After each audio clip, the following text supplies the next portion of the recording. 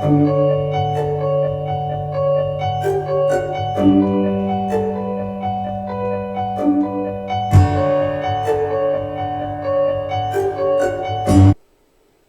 everybody, this is day 12 of my testimonies. I was at this prayer meeting and I was in my late 20s and I met this guy. He seemed like a nice guy and he wanted to get to know me, and so we went for coffee and we exchanged phone numbers, and I didn't expect anything strange, but one night about 11 o'clock at night on a Friday night, he calls me and he says, "I'm going to kill myself."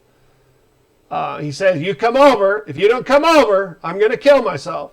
And I'm like, "Okay, I'll come over. Just chill out." And so Sylvia and I prayed, and I went over there by myself. I was really nervous. I was in my late 20s. I'd never had to deal with anybody wanting to kill themselves before. I didn't know what was going to happen.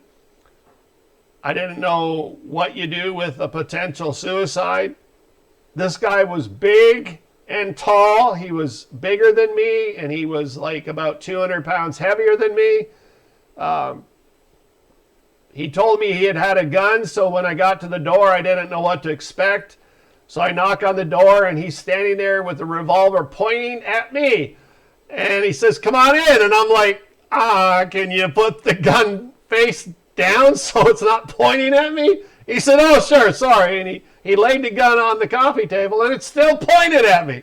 And I'm like, "Can we just turn that so it's not pointing at anybody?"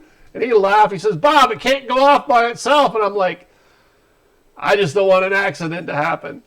And so I sat down, and he sat down, and I just figured, okay, I got to get to know this guy. Started asking him questions about his family. And he says, "Well, that's the problem.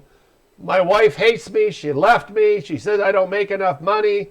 And she said she wants a divorce. And I figure I might as well just kill myself." I said, "It's really not the answer."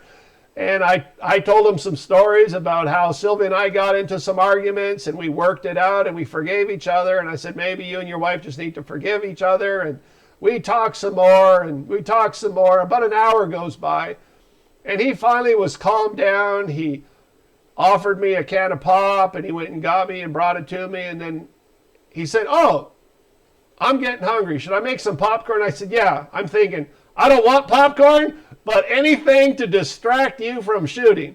So he made popcorn, and we ate popcorn, and we started watching a movie, and I figured, okay, he's getting mellow. So I said, "Can we put that gun in the trunk of your car so that you won't think about it anymore?" And he said, "That's a good idea." He says, "You take it. I don't want to touch it." I didn't want to touch the gun either, but I carried it to the car, and he opened the trunk, and we put it in the trunk, and I laid it down gently, and we went back in the house, and we finished watching the movie. About 2 in the morning, he starts falling asleep, and I just said, "I'm going to leave now, and I'll see you tomorrow." And the next day was that same prayer meeting that I had met him at, and so I went to the prayer meeting. I didn't expect to see him there, but he was there, and he was in a good mood.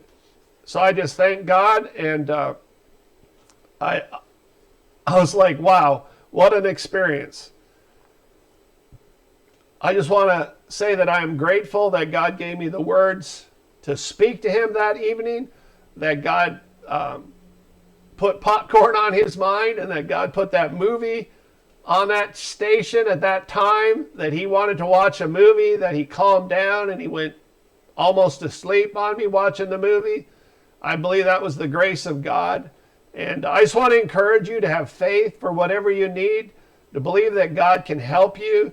And I want to wish you a very happy day.